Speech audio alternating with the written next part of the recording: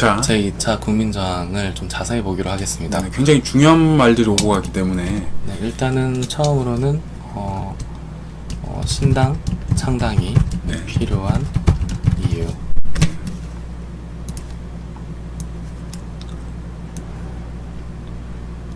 자, 애국신당 창당이 필요한 이유에 이유죠. 대해서 좀 이렇게 좀 보도록 하겠습니다. 봅시다. 일단 제가 준비를 해놨는데 네. 먼저 동영상을 보시고 일단 영상을 좀 쭉 보시고요. 같이 한번 리뷰해보는 시간 갖도록 하겠습니다. 네, 영상을 보시고 네. 리뷰를 해봅시다. 네네.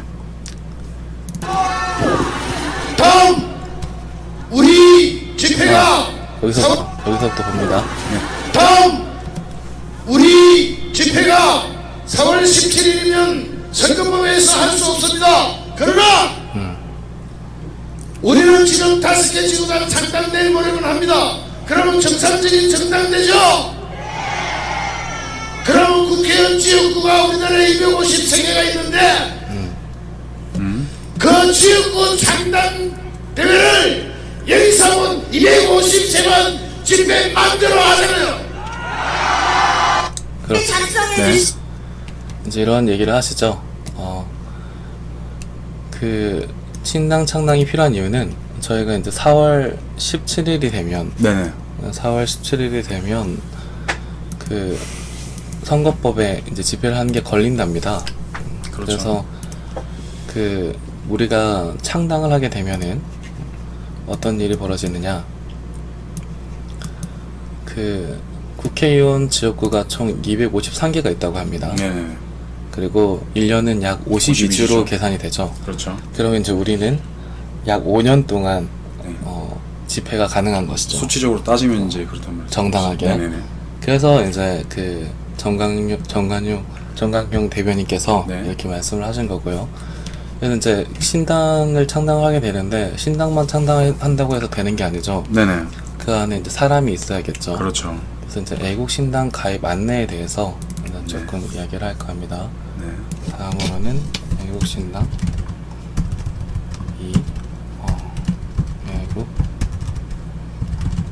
애국신당 가입 안내.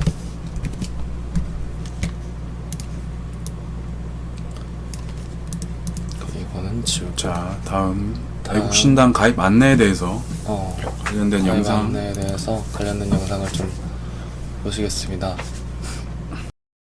끄면 안 되는구나. 네. 이게 저도 하면서 배웁니다, 방송을. 네네. 다시 보시겠습니다. 이제 네. 보이죠? 네. 이제 네, 보입니다, 이제. 보이는 거 네네. 같네요. 봅시다. 작성해 주시고 다음 주에 우리 창당대회에 나오신 데는 그냥 다른 분들을 모시고 오는 것이 아니라 반드시 입당 시켜서 함께 당원으로 참여해 주십시오. 우리 태극기만큼이나 강력한 정당을 만들기 위해서 우리 모두 뭉칩시다. 나와 싸웁시다. 싸웁시다! 태극기로 승리합시다. 승리합시다! 입당 원서는 창단준비위원회 홈페이지에서도 다운받아서 작성해서 오실 수 있습니다.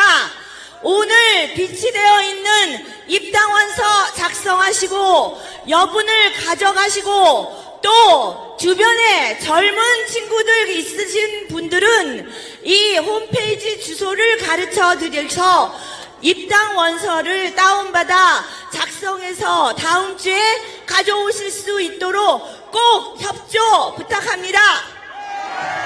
우리는 행동으로 움직여야 할 때입니다. 네. 자, 이제 보셨죠? 근데 창당위원회 준비 홈페이지가 하단에 이제 보시면 하단에 나와있죠, 보시면은 http 뭐 이렇게 하시고 이거는 입력하실 필요 없고요. 리얼코리아. 리얼코리아.org 여기로 들어가시면은 이제 창당준비위원회가 뜹니다. 이게 네. 어떻게 생겼는지를 보여드릴게요. 어떻게 생겼느냐면 제가 들어가 봤는데요. 이렇게 이제 홈페이지가 이런 모양으로 생긴 홈페이지가 뜰 겁니다. 네. 이런 모양으로 생긴 홈페이지가 뜨는데 그러면은 여기 이제 입당 안내라고 있죠. 입당 안내. 네, 입당 안내 카테고리. 입당 안내. 요거를 클릭을 하시면은 어떻게 되느냐?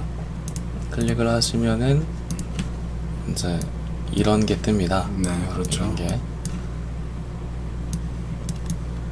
입당 안내 네네. 이런 게 뜹니다. 그래서 여기 보시면은 PDF 다운로드도 있고 뭐 한글 파일 HWP 다운로드 있는데 이제 PDF나 HWP나 둘 중에 편한 거를 다운 받으셔가지고 작성을 하셔서. 프린트 하신 다음에 작성을 하셔가지고 다음 집회 때 네. 그러니까 그 이번 주 토요일이죠. 25일 25일 날 이죠. 집회 네. 때 가져오셔서 네. 본부에 제출을 하시면 되겠습니다. 그렇죠.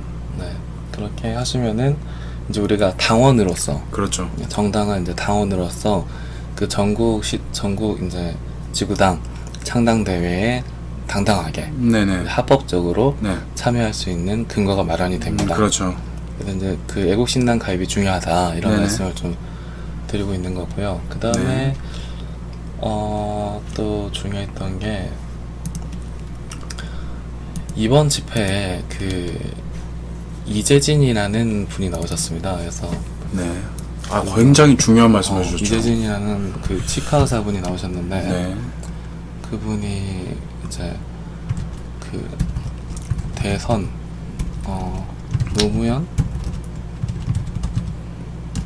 대선 조작. 당시 의혹에 네. 대해서 이제 말씀하신 게 있죠. 개표 관련해서.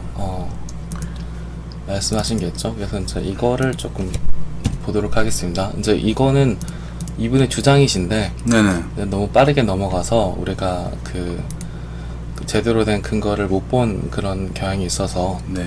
제가 뭐 보충 자료를 통해 가지고 좀 더 보강해서 이렇게 설명을 드리도록 하겠습니다. 일단은 좀 보시죠. 저는 부산에 사는 치과의사 이재진입니다. 저는 2002년 12월 19일 날 노무현이가 전자개표기로 부정선거로 당선되고 난 직후부터 지금까지 중앙선관위와 개표 문제로 싸우고 있습니다. 이 16대 대통령 선거 부정이 지금까지 이어지고 있습니다. 그래서 이 나라가 이렇게 어지러운 겁니다. 나는 여러분들에게 감정적 선동을 시키려고 온 것이 아니고 이성적 분노를 심어주기 위해서 온 것입니다. 우리의 적들은 워낙 힘이 막강해서 몽둥이로 때려도 끄떡없습니다. 그렇죠? 자, 저런 친구들은 어떻게 해야 됩니까? 약점을 잡아서 빗으로 숨통을 끊어야 합니다. 맞습니까? 예. 그러면 자, 여러분 내가 비수를 보여드리겠습니다. 요게 비수입니다. 여기 뭐죠? 10,000원짜리. 또 하나는 투표용지입니다. 맞습니까? 자, 이 10,000원짜리와 투표용지의 공통점이 있습니다. 뭐냐? 한 묶음 무조건 100장입니다. 은행에 가서 우리가 현금으로 300만 원을 찾는다고 합시다. 그러면은 세 다발을 줍니다. 맞습니까? 한 묶음 무조건 100장이죠? 자, 그러면은 투표용지는 한 묶음 몇 장일까요? 자, 부산은 30장, 광주는 50장, 서울은 70장 이렇게 합니까? 아니죠. 무조건 100장입니다. 세계 공통입니다. 자, 대한민국 역대 선거 사상 100장 묶음 하지 않은 때가 있었습니다. 노무현이가 당선될 때였습니다. 노무현이 당선될 때 100장 묶음 안 했습니다. 그래서 노무현이가 대통령 못해 묻겠다 한 겁니다. 기가 차죠? 안 믿기죠? 그런데 그렇게 이 나라는 흘러왔습니다. 그리고 저는 14년, 15년 동안 지금도 중앙선관위와 전자개표기 문제, 개표의 문제로 싸우고 있습니다. 자, 앞으로 곧 선거가 있을 텐데 우리가 표를 많이 줘봤자 무슨 소용이 있습니까? 개표에서 부정하면 끝입니다. 그렇죠? 자, 저 따라합니다. 전자개표, 전자집계, 금지! 전자개표, 전자집계하면 끝입니다. 맞습니까? 네, 여기까지 보셨고요. 여기까지 보셨고요. 그 굉장히 중요한 내용이었죠. 중요한 내용이었습니다. 저희도 그냥 넘어갈 뻔했었는데 어떤 게 있느냐면 이렇게 네. 앞으로 우리가 선거가 있을 텐데 대선이 있게 됩니다. 네, 대선이 있을 텐데 전자 집계, 네. 전자 개표 이걸 철저하게 감시를 우리가 하지 않으면 우리가 표를 아무리 줘도 제대로 된 선거가 되지 않을 가능성도 있기 때문에 또 이런 의혹 속에 또 부당하게 또 이제 선거가 치러질 가능성이 높죠. 그렇죠. 그렇기 네. 때문에 일단은 이렇게 방송을 진행하는 거고요. 네네. 이분이 이제 말씀하신 것 중에 100매 네. 묶음을 하지 않았다. 네. 이런 얘기가 있는데 그 얘기가 어떤 얘기였는지를 좀 보도록 하겠습니다. 저희가 좀 상세히 찾아봤죠. 어떤 이야기였느냐 하면은 일단은 그 전자개표의 과정을 좀 아실 필요가 있는데요. 네. 이제 이게 좀 그 그림이 좀 크기 때문에 이건 축소하지 않고 보겠습니다. 네네. 여기 보면은 그 전자개표는 접수를 일단 합니다. 여기 전자개표 과정이죠. 지금. 전자개표 과정을 일단 아실 필요가 있는데 전자개표는 일단 접수를 합니다. 그러니까 네네. 그 각지에서 투표를 하면은 함이 나오겠죠. 투표함이. 그렇죠. 투표함이 이제 개표장에 도착을 하면은 이제 그게 올바른 투표함인지에 대해서 접수를 하고요. 투표함 이상 여부가 확인되면은 이제 개함부로 들어갑니다. 네네. 이제 함을 여는 그런 쪽으로 들어가게 되는데 이제 투표함이 이상 없다고 보면은 이제 그 함을 열어서 일단은 그 개함대 여기 보면은 이제 투표지를 쏟아놓게 됩니다. 네네. 책상 위죠, 그냥. 네. 쉽게 말해서. 쏟아놓게 됩니다. 그러면 이제 그 정리된 투표지를 여기서 어떻게 하느냐? 여기서 그 투표지를 정리를 합니다. 기계에 넣어야 되니까요. 네, 그 산재에 있는 투표지를 이제 산재에 하나하나 있는 정리를 해서 투표지를 하나하나 이렇게 손으로 해가지고 이렇게 수작업이죠. 그 가지런하게 만듭니다. 네네. 가지런하게 만든 다음에 이제 투표지 분류기 운영부 여기로 들어가게 되죠. 그렇죠. 그러면은 투표지 분류기 운영부에 들어가면은 그 투표지가 섞여 있는 투표지가 분류기에 들어가서 분류기가 후보자들 별로. 후보자들 별로 이렇게 그 자동으로 정리를 해줍니다. 네. 그러면은 후보자들 예를 들어서 뭐 A 후보자, B 후보자 이렇게 있을 거 아닙니까? 네네. 그러면은 그 후보자 각각으로 들어온 그 투표지가 어느 정도 쌓이면은 네. 그걸 뭐 100장으로 묶든지 뭐 네네. 몇 장으로 묶든지 이렇게 묶게 되어 있습니다. 그렇죠. 그리고 그 묶인 투표지들이 이제 심사집계부로 넘어가게 되는 겁니다. 그렇죠. 그럼 여기서는 그 투표지 중에 이제 섞인 표는 없는지 묶음으로 되어 있는 것들 네네. 중에 홈표라 그러죠, 저희가. 홈표 이렇게 섞여 있는 건 없는지 아니면 잘못된 건 없는지 확인하는. 이제 확인하는 과정을 거쳐서 이제 전자 그 개표가 네네.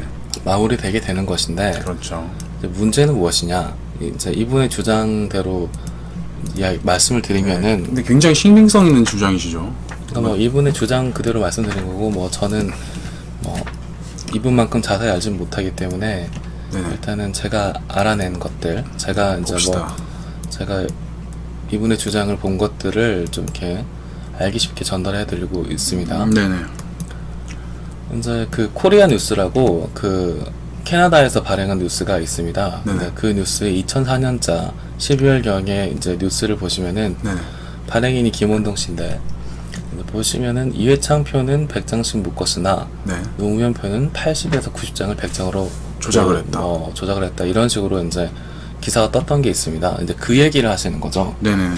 그러니까 묶음 자체가 100장이라고 보통 생각을 하지 않습니까? 근데 그게 다른 어떤 후보의 표는 예를 들어서 80에서 90장이 100장이라고 묶여 있으면 네네.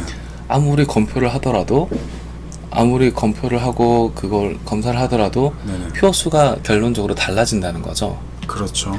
그래서 이제 부정선거를 규탄하는 시민단체들이 대법원에 부정선거 무효소송을 제기하고 네.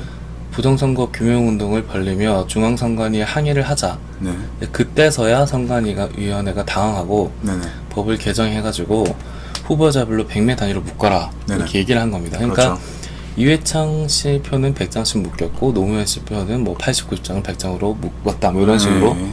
뭐 이런 양심 선언이 있었다고 네. 이게 뉴스가 보도를 했던 거를 지금 이제 이재진 저 측가 의사 분께서 네, 그렇죠. 말씀을 하신 거죠. 그리고 이제 뭐 또 다른 것도 있습니다. 다른 거는 어떤 게 있느냐? 김대중과 전자집계 네. 뭐 이런 얘기가 있습니다.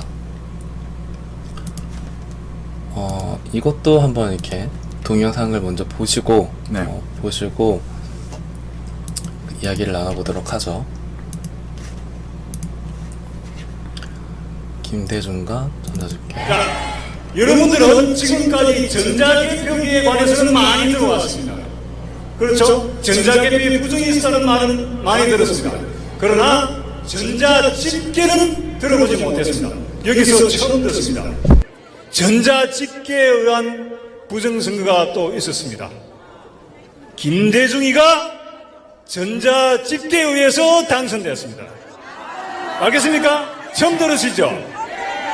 인재가 출마했기 때문에 김대중이가 당선됐다? 그럴 가능성도 물론 있겠죠. 그러나 전자집계로 의해서 부정선거로 당선되었을 수도 있다는 게 제 생각입니다. 김영삼이가 당선될 때 14시간 걸렸습니다. 김대중이가 당선될 때 7시간 걸렸습니다. 반으로 줄었죠. 이야, 어떻게 그런 일이 일어날 수 있을까? 전자집계로 했습니다. 영삼이가 5.18을 민주화로 만들어줬습니다. 그렇다면은 김영삼은 김대중과 이해창 중에서 누가 당선되기를 원했을까요? 김대중이가 당선되기를 원했겠죠.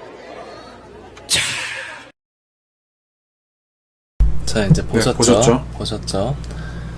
이제 그 노무현 대선 당시에 있었던 일의 원류가 이제 김대중 선거 당시에도 있었다. 뭐 네. 이런 이야기를 하시고 계신 겁니다. 그래서 이에 대해서 이제 말씀을 좀 드리자면은 어떤 게 있느냐? 전자집계. 뭐 다른 거는 뭐 보실 필요 없고요. 뭐 제가 이제 보시기에 따르면은 이거는 시스템 클럽에 보시면은 정창화라는 분이 올리신 글 중에 하나인데요. 네. 이제 이거 2번하고 여기 이제 그 빨간 표시해 놓은 부분만 좀 보도록 하겠습니다. 네네. 제15대 대통령 선거 총람에는 전 15대 대통령은 김대중 대통령이죠. 총람에는 전산 집계 시스템을 운용했기 때문에 평균 개표 시간을 7시간 단축했다고 기록을 해놓고 있습니다. 그렇죠. 이렇게 총람의 기록을 해놓고 있습니다. 네네. 전산 집계 시스템을 운용했기 때문에 개표 시간을 단축했다. 네. 기록을 해놓고 있는데 여기서 보시면 밑에 보시면은 물론 14대 대통령 선거 때까지는 대통령 선거법에 의해 대통령 선거가 실시되었으나 제15대 대통령 선거 때부터는 통합선거법에 의하여 대통령 선거가 실시되기는 했다. 네. 그러나 여전히 수작업 개표 규정 사실에는 변화가 없었다. 네. 그러니까 무슨 말이냐? 수작업 개표를 하라고 되어 있었는데 당시 법에는 그렇죠. 법에도 없는 전산 집계 시스템을 운영했다는 겁니다. 강행했죠. 네. 했다는 겁니다. 이제 네. 그런 얘기를 하시고 계시는 거죠. 네네. 이제 이렇게 아시면 이 얘기는 이런 거다라고 아시면 될 것 같고요. 그리고 이제 또 재밌는 게 있습니다. 또 어떤 게 있느냐? 그러니까 우리가 왜 이런 걸 살펴보느냐면 다른 게 아니라 이제 앞으로 있을 선거에서 그렇죠. 어떤 형태들의 그 꼼수가 있을 수가 네네. 있느냐, 네. 어떤 형태들의 뭐 잘못된 그런 그 선거 운영이 있을 수가 있느냐, 네. 이런 것들을 우리가 미리 알고 있어야 우리가 감시를 할 수가 있습니다. 국민의 감시라는 게 굉장히 중요하고요. 중요하죠.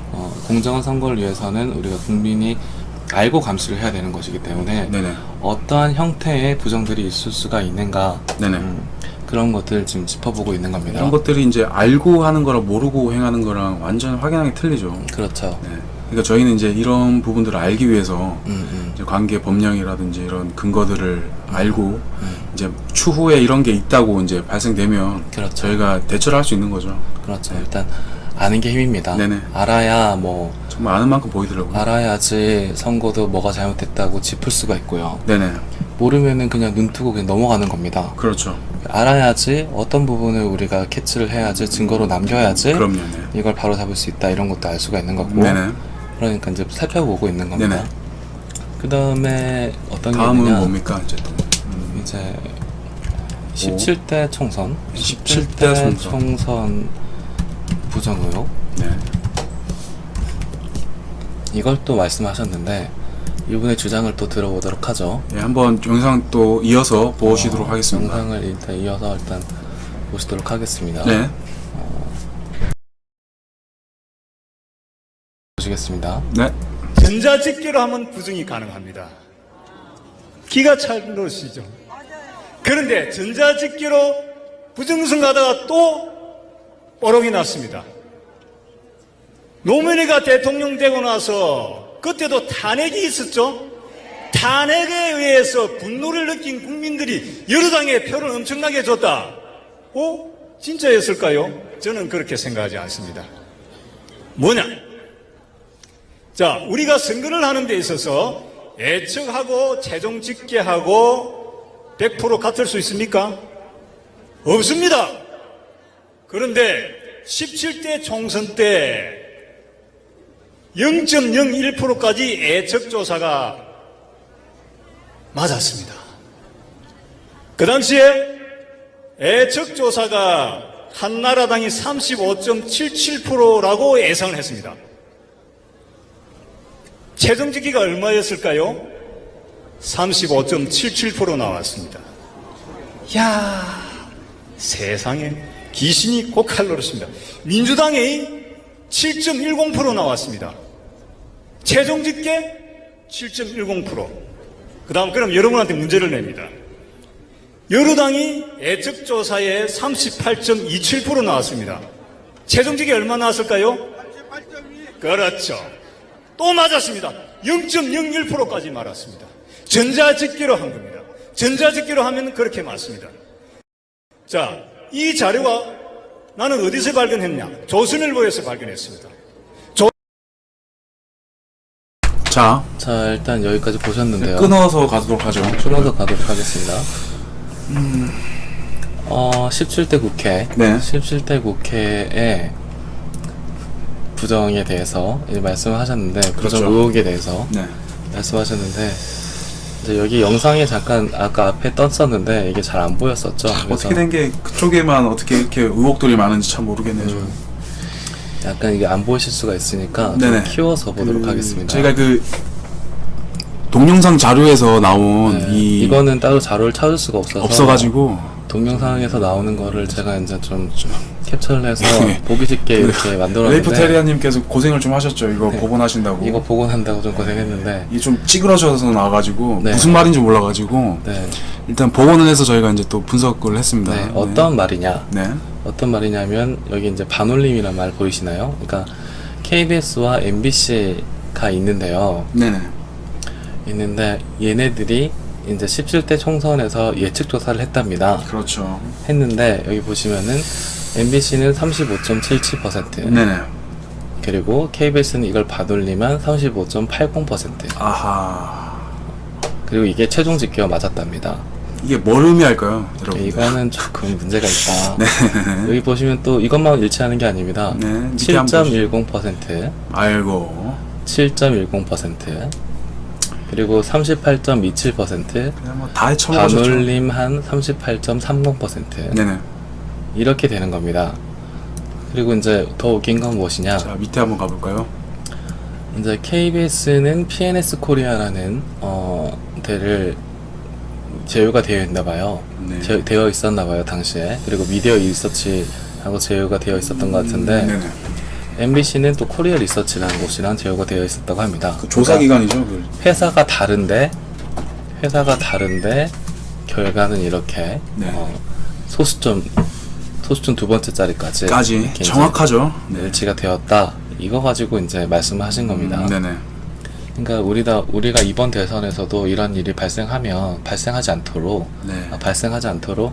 우리가 이제 지켜봐야 된다. 네네, 그렇죠. 이런 말씀을 이제 드리는 거고요. 그리고 이제 다음으로는 이제 어떤 이야기를 좀 드리고 싶으냐면 우리나라 여섯 번째로 우리나라 선거 재판 구조에 대해서 우리나라 선거 재판 구조에 대해서 문제가 좀 있다고 또 이렇게 이재진 치과 의사 분께서 말씀하셨어요. 그래서 그 부분을 좀 이어서 보도록 하겠습니다. 네네. 잠깐 보시고 말씀 계속 나누기로 하죠. 네. 보시죠. 자, 이 자료가 나는 어디서 발견했냐? 조선일보에서 발견했습니다. 조선일보에서 2004년 4.15 총선 때 예측조사와 최종집계를 파일로 만들었습니다. 그래서 제가 그걸 가지고 지금까지 소송을 계속 해오고 있습니다. 그래서 소송 자료로 냅니다. 기가 찰 노릇이죠. 판사가 깜짝 놀랍니다. 아니 이럴 수가 있나? 이거 부정선거 맞네. 그래서 저한테 유리하게 선고를 하려고 하다가도 못합니다. 왜? 지가 한 짓이거든. 선관위원장들이 다 판사들입니다, 여러분. 요번에 이정미 판사입니다. 선관위원장 출신입니다. 이 나라 사법부가 곧 중앙선관위입니다. 저는 중앙선관위하고 지금도 소송하고 있습니다. 10몇 년 동안 계속 소송합니다. 그런데 계속 집니다. 왜 질까요? 요놈이 도둑놈이다 하고 내가 소송을 걸었는데 그 도둑놈이 판사로 앉아있는 겁니다. 이길 수 있습니까? 그래서 요번 선거가 너무너무 위험하다는 겁니다.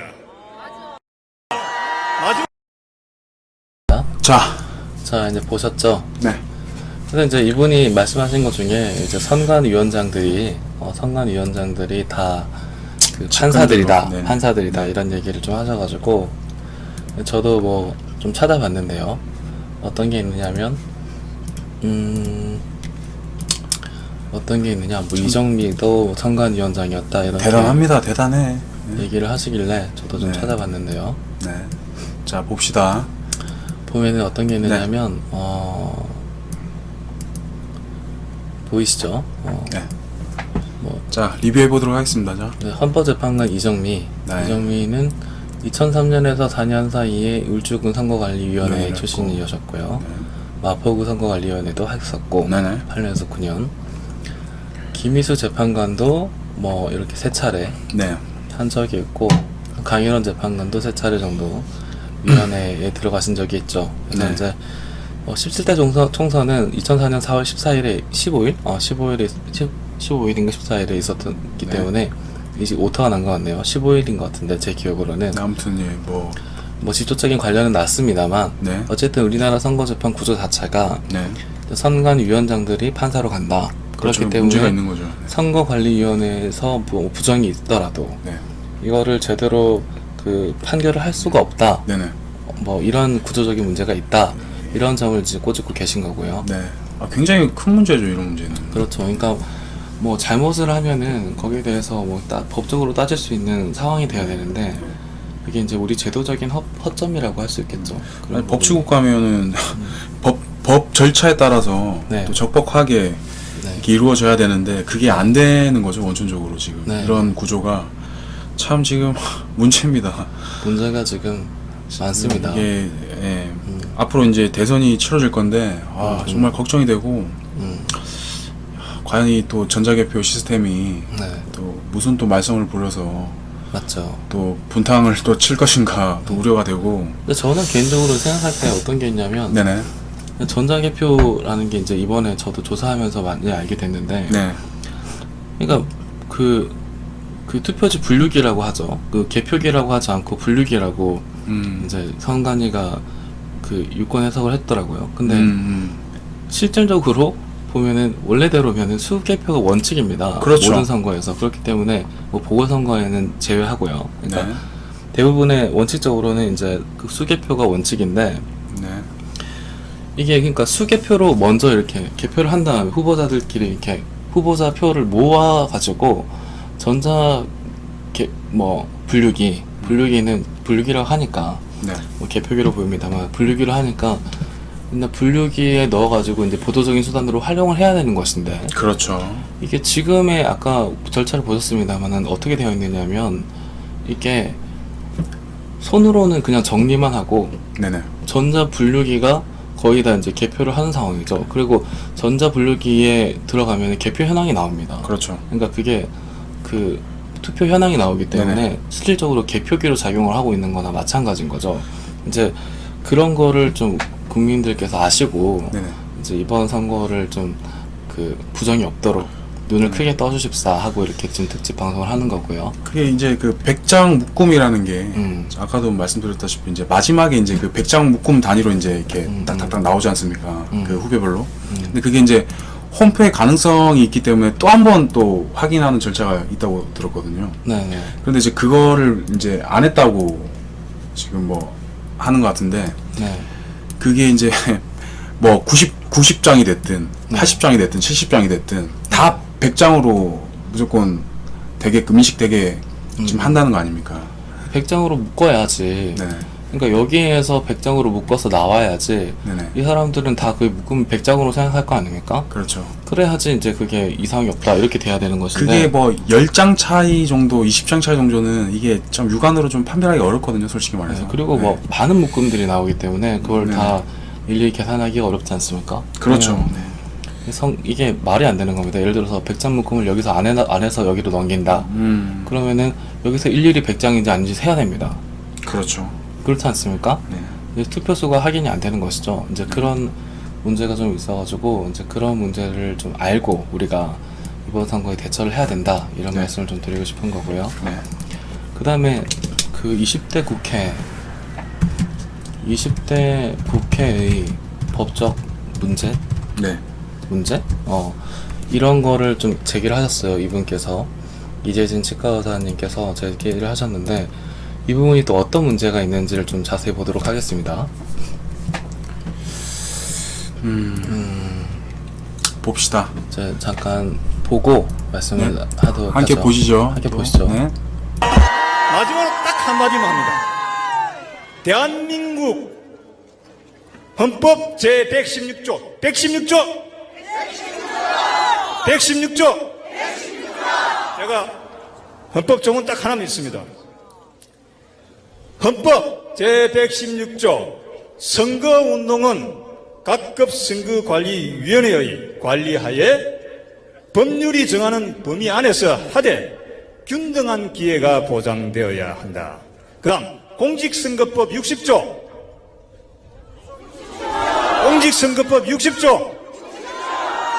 60조 2에 국회 선거운동 기간은 며칠? 120일. 요번에는 며칠? 41일. 그러므로 20대 국회는 무효. 끝. 20대 국회는 해산되어야 한다.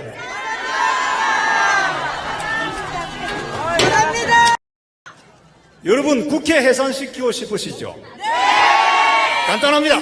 아주 간단합니다. 가르쳐드리겠습니다.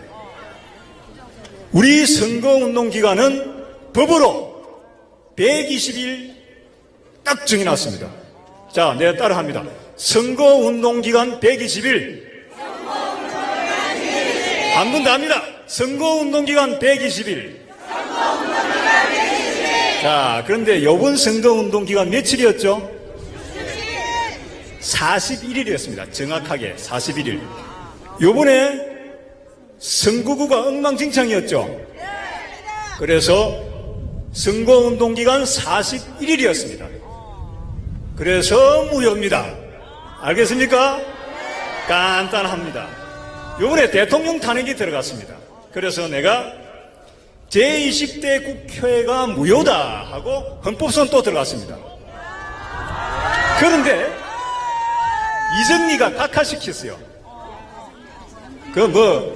판결문 읽어볼 필요도 없습니다. 당연히 사기겠죠?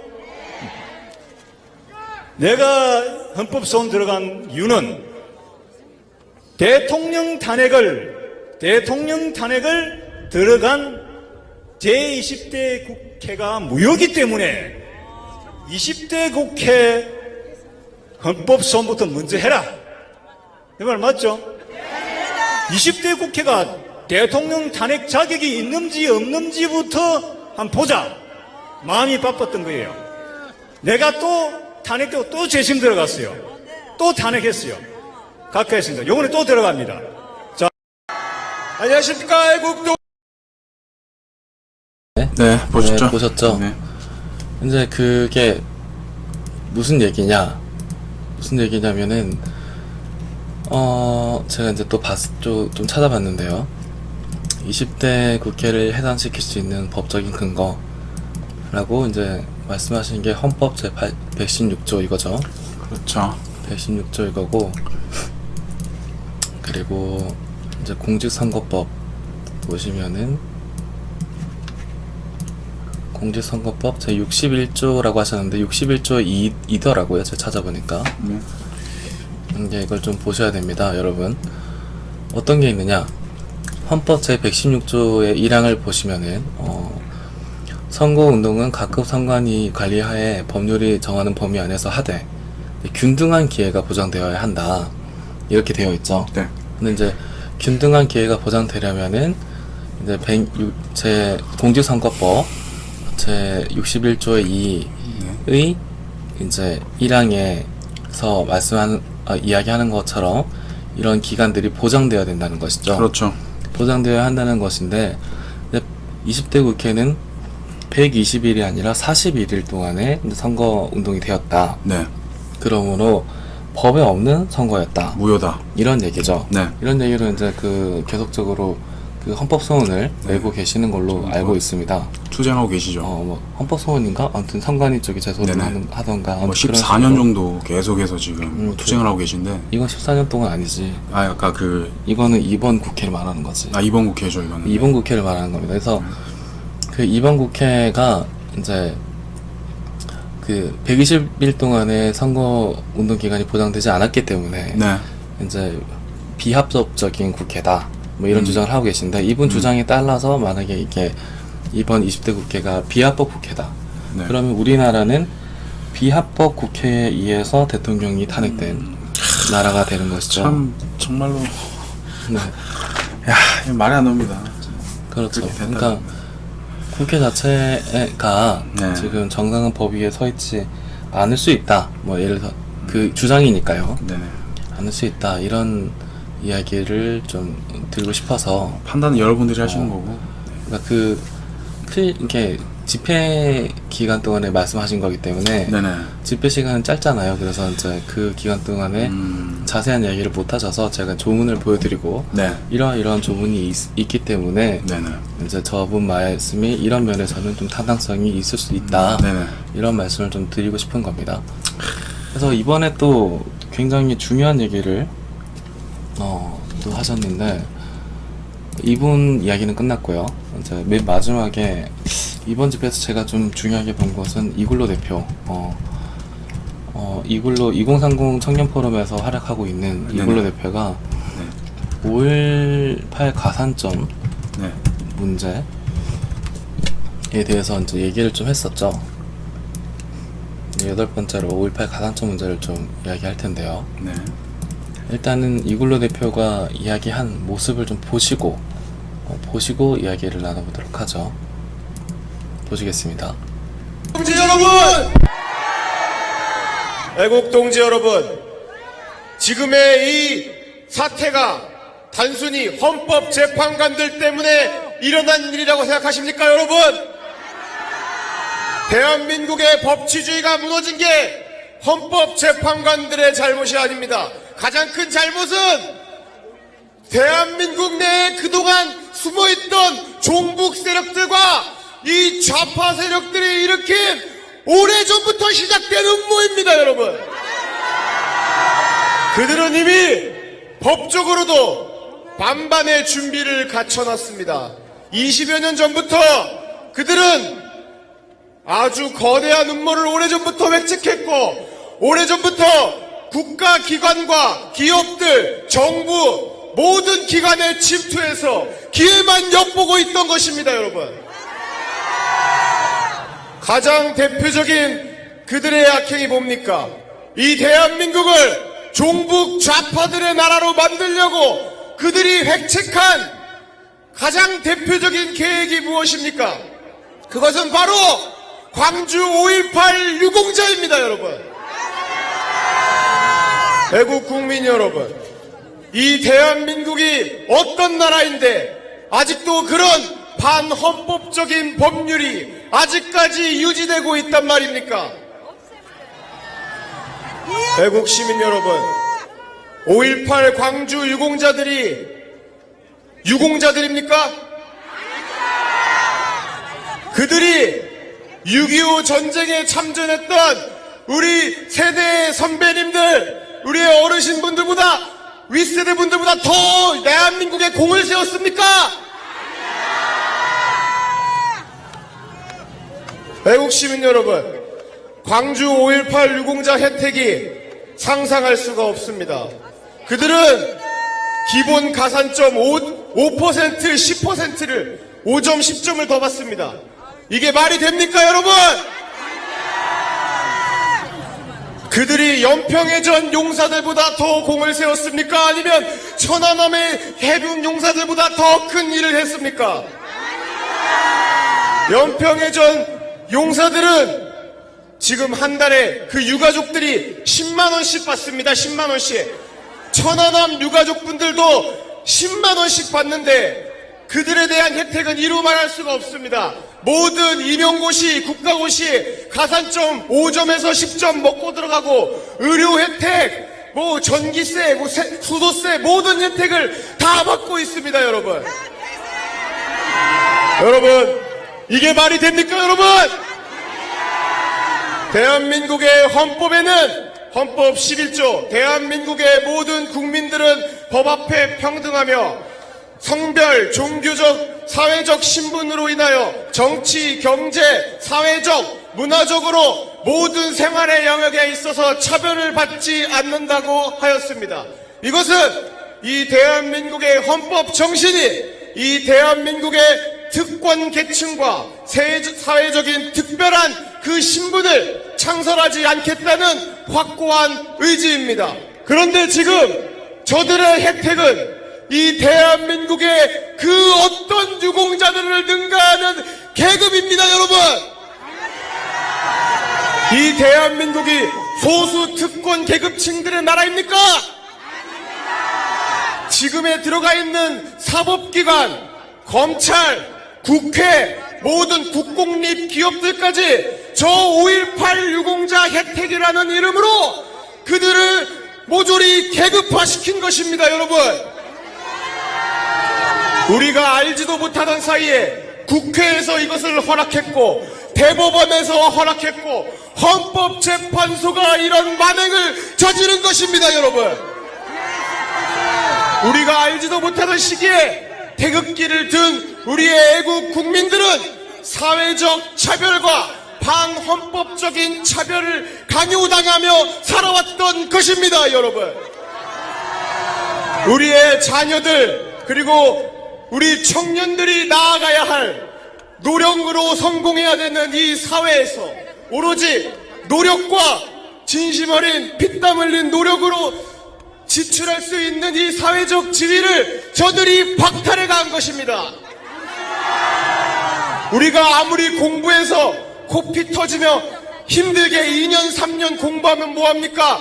저들은 법적으로 5점 10점을 더 먹고 들어갑니다, 여러분. 우리 자녀들과 청년들을 위해 5.18 유공자 가산점은 반드시 없어져야 하는 것입니다, 여러분. 국가보훈처에 그 명단을 공개하라고 해도 5.18 유공자 그 명단을 공개하지 않고 있습니다, 여러분. 여러분, 왜 떳떳하면 공개를 못합니까? 국가보훈처에서 인정할 만한 공을 세웠으면 널리 알리고 그게 누군지 자랑스럽게 여겨야 되는 게 맞지 않습니까? 근데 왜 명단을 공개 안 하고 그 숫자가 계속해서 바뀌고 있습니까, 여러분? 이것은 종북 좌파들과 저 국회에 썩어빠진 부패 기득권 세력들이 손을 잡고 이 대한민국의 모든 사회 권력기관을 5.18 유공자라는 이름 아래 자신들의 친위 부대로 다 세워두려는 것이 아닙니까, 여러분? 우리는 이 대한민국의 헌법과 법치주의와 정의를 위해서 이들을 반드시 혁파해야 합니다, 여러분!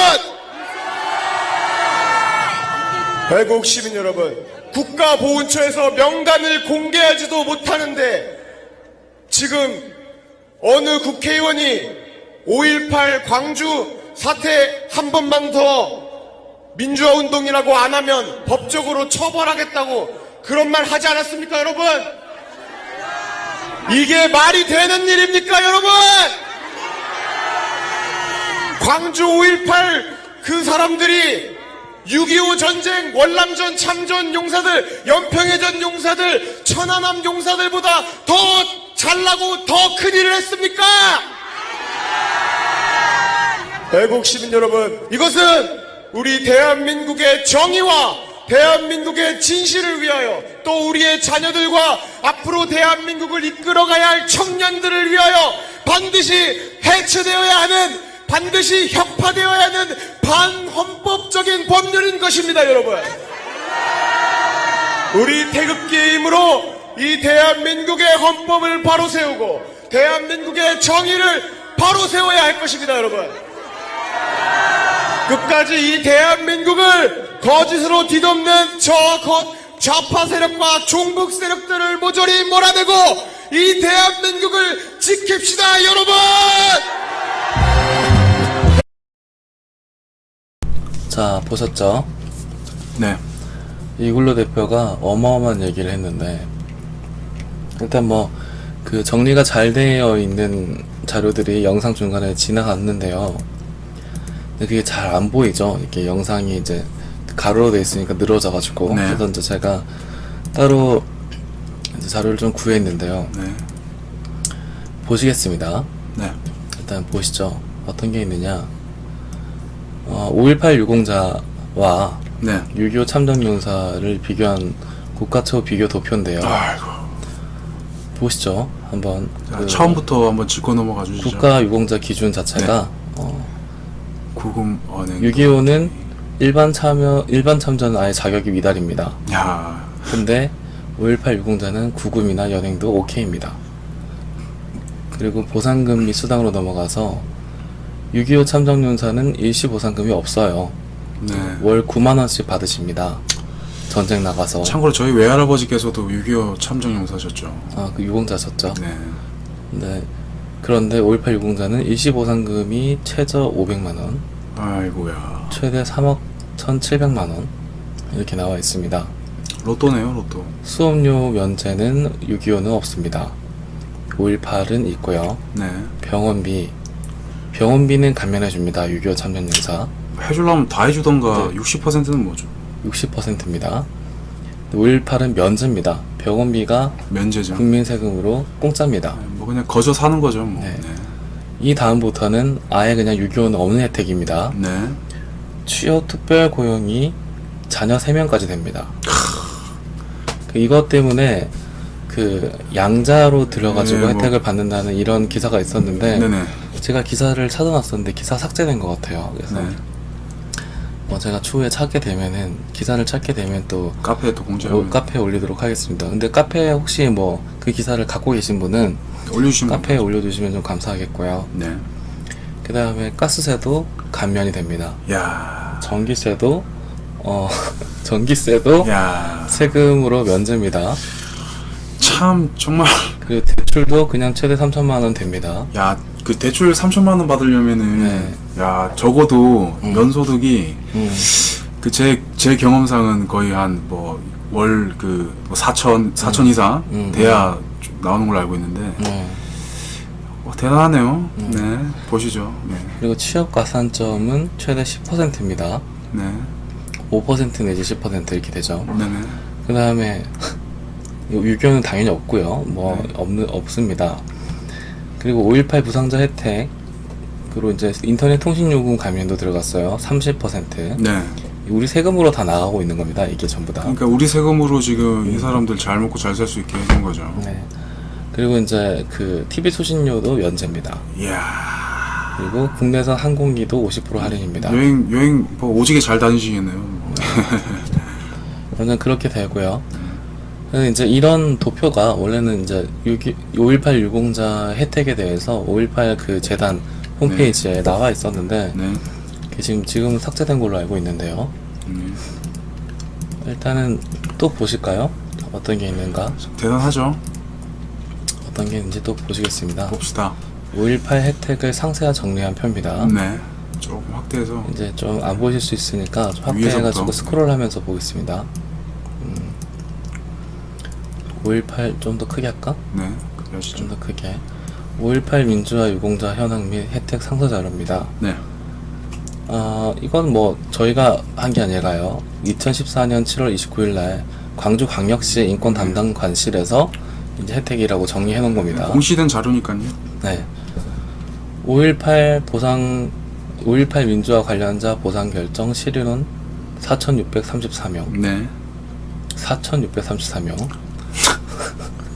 어마무시하죠. 사망자 155명. 그 다음에 행방불명자도 이제 81명. 상이후 사망 110명.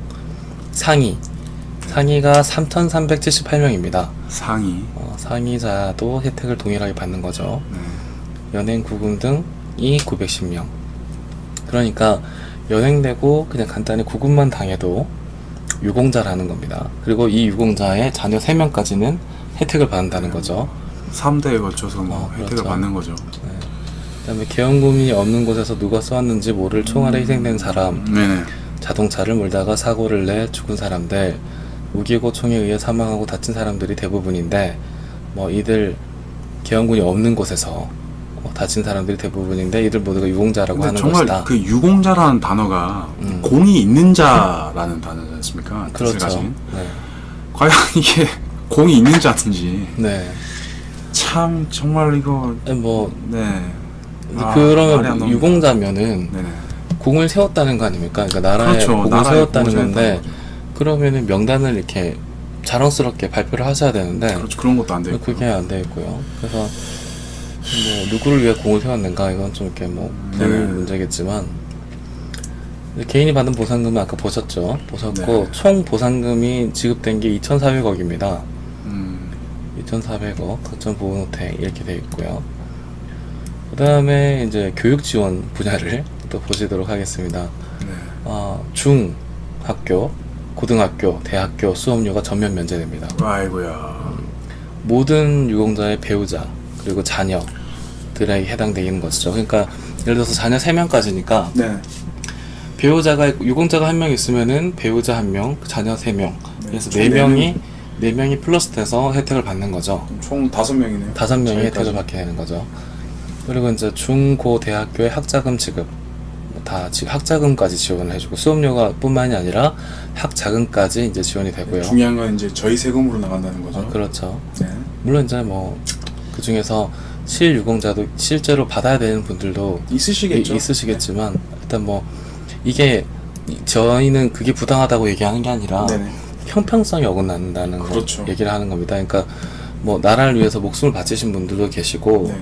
뭐 일제치하에서 저항운동을 하시다가 이제 돌아가신 분들도 계신데 그분들의 혜택을 모두 뛰어넘는 이런 혜택을 지금 이제 뭐 초월한 받고 거죠. 있다. 그 혜택을 초월해서 이제 그렇죠. 사람들한테 네. 집중이 돼서 아마 네, 형평성에 좀 문제가 있지 않은가 이런 얘기를 이글루 대표가 좀 이제 제기를 한 거고요. 저희 나라 어떻게 보면 그 형평성이라는 부분이 굉장히 잘 안 돼 있는 나라 중에 한 나라로 지금 생각이 됩니다. 그게 굉장히 중요한 일인데. 네. 그리고 이제 취업 지원 분야를 또 보시면은 네. 보훈처가 아예 그냥 희망 직장 취업 알선을 합니다.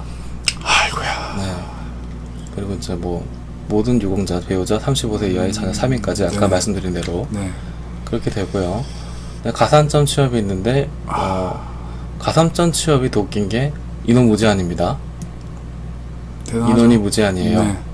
이제 이것 때문에 뭐 양자 문제나 이런 게 기사로 떴었던 것 같은데 그건 또 찾게 되면은 여러분께서 좀 올려주시면 감사하겠고요. 그러니까 저는 그랬으면 좋겠어요. 그 이제 젊은층들이 이제 취업난에 허덕이고 계시지 않습니까? 네네. 그런 것 뭐 나라만 욕하지 마시고 네. 이런 이제 부당한 사안들 있지 않습니까? 네. 그런 거에 좀 관심을 가져서 좀 개선하는 쪽으로 가면 네. 좀 더 발전적인 방향으로 나아가지 않을까 그렇게 생각합니다. 저는. 그러니까 그 사망 및 핵물자 유족에는 만점의 10%입니다. 받은 아이고야. 점수의 10%가 아니라 만점의 10%죠. 만점의 10%고 부상장 및 예를 들어서 구금되기만 한 사람도 네, 그 사람의 배우자 35세 이하의 자녀까지 네네. 만점의 5%입니다. 아이고야. 만점의 5%. 근데 이게 또 제가 듣기로는 그냥 그 점수가 아니라 평균 점수가 되는 것 같아요. 저도 그러니까 그렇게 알고 있습니다. 모든 과목이 해당이 되니까. 평균을 내서 이제 그게 이제 모든 10% 과목이 해당이 되니까 평균 점수가 되는 거죠. 그러니까 네네. 평균에 있어서 모든 과목에 있어서 만점에 10% 이렇게 되면은 뭐 그냥 그냥 거의 프리패스권이라고 볼 수 있는 거죠. 왜냐면 뭐 노량진에서 지금 공부하고 있는 사람들이나 신림에서 공부하고 있는 사람들이나 다 뭐 1점에서 5점 사이에 목숨이 다 걸려 있습니다. 근데 아니 그냥 뭐 평균을 안 내더라도 엄청난 거죠 이건. 그런 거죠. 그러니까 엄청난 거죠 이제. 1점에 목숨이 걸려 있고 그 아유, 그렇죠. 경쟁률이 막 몇백 대 1, 뭐 많게는 1000대 1까지 가고 그러는데 네네. 육박하고 그러는데 문제가 심각합니다. 그런 상황에서 이게 이제 아휴, 이런 정도의 가산점이라는 거는 이제 엄청난 특혜죠. 문제가 좀 있는 거다. 그러니까 네네. 가산점 자체는 주는 거는 문제가 없습니다. 근데 네, 맞습니다. 어떤 게 있냐면 다른 유공자, 다른 네. 유공자와 비교해서는 뭐 어떻게 하든 현평을 좀 맞춰야 되는 거 아니냐. 네네. 뭐 이런 얘기를 좀 이걸로 대표가 얘기하고 있는 거고요. 네. 그래서 이제 그 이 의료 지원 같은 경우에는 아까 보신 대로 봅시다. 네. 부상자 자체는 뭐 전액 무료, 무료. 보험비용 전액 무료. 그럼 가족은 또 30에서 60% 감면. 네. 대부 지원이 아직 아까 대죠 3천만 원까지 왔다. 되고 이제 양로 지원, 보훈 요양원 이용, 네. 5.18 묘지 안장 안장 및 및 그러니까 아주 그것까지 그러니까 네네. 인생의 마지막까지 다 책임을 져주는 겁니다. 그렇죠. 동사무소 수수료 면제, 고분공은 무료. 개인 택시 우선 면허. 면허. 그러니까 뭘 해도 살아갈 수 있게끔 다 지원이 다 되는 거죠. 네. 우리 6.25 때 나가셔가지고 나라를 위해 싸우신 분들은 지금 이제 경제난에 허덕이고 계시고 월 9만 원 받으시는데 아 정말 참담하죠. 이제 이렇게 되는 분노가 겁니다. 치입니다 정말. 네. 뭐 이렇게 이런 그 외에 뭐 무상자격에만 적용되는 혜택들이 이렇게 있고요. 네. 대단하네요. 뭐 대단하네요. 전체적으로 봐서 이제 5.18 부상자는 대체적으로 독립유공자와 상위 국가유공자와 같은 대우를 받고 기타 5.18 유공자, 그러니까 구급만 된 사람들 네. 이런 사람들은 거의 이제 독립유공자 수준의 대우를 받는 거죠. 아. 이렇게 얘기를 하고 있네요. 뉴스타운에도 올라가 있습니다만 네네. 이게 이제 그 집회 당시에 화면으로 잠깐 나왔었기 때문에 이게 여러분들이 자세히 보시지 못했을 겁니다. 그래서 같이 보는 시간을 좀 이렇게 마련해 보고 싶었고요. 그리고 이런 자료들은 이제 인터넷에도 찾아보시면 다 있을 거고요. 그리고 네. 저희가 이제 이 자료 취합한 자료들을 카페에 그 올릴 카페에 테니까. 올려서 다 보실 수 있도록 할 테니까요. 네. 오셔가지고 많이 이제 좀 소통 좀 많이 해주셨으면 감사하겠습니다. 네, 그리고 뭐 오늘 저희가 이제 준비한 것들은 한 이 정도고요. 네네. 시청해 주셔서 네네. 감사합니다. 감사하고요.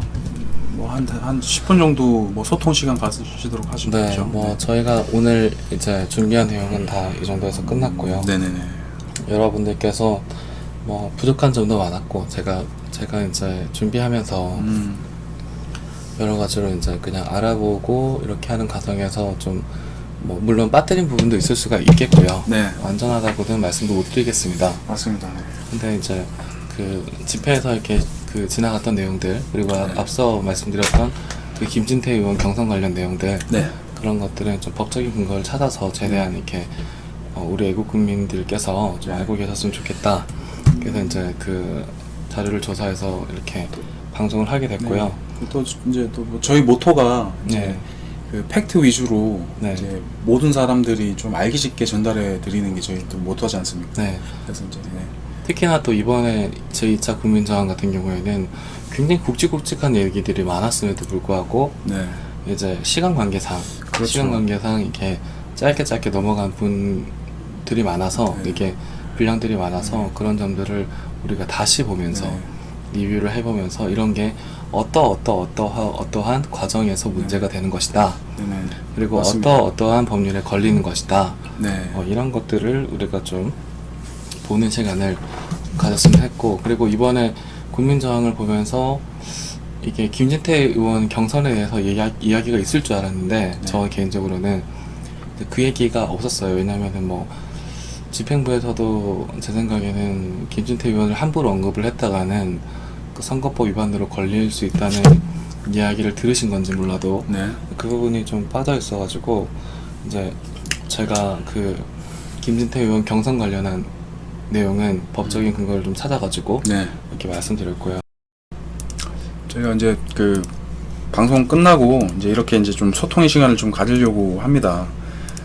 왜냐하면 이제 그런 걸 또 원하시더라고요. 이제 네. 국민들 분께서도.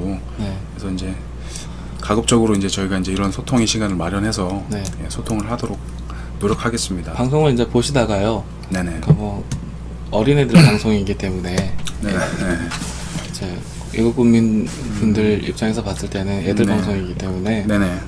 아 쟤네들 좀 어설프다. 네네. 그리고 좀 답답하다. 내가 얘기를 하고 싶다. 네. 이러시는 분들이 있으실 겁니다. 네. 반드시. 그러면은 여기 그 보이시는 이렇게 LF 네. 그 유튜브 LF하고 이게 그게 언더바죠? 언더바입니다. 네. 언더바는 이렇게 시프트 누르시고 시프트 누르시고 이제 뭐 플러스 옆에 있는 거.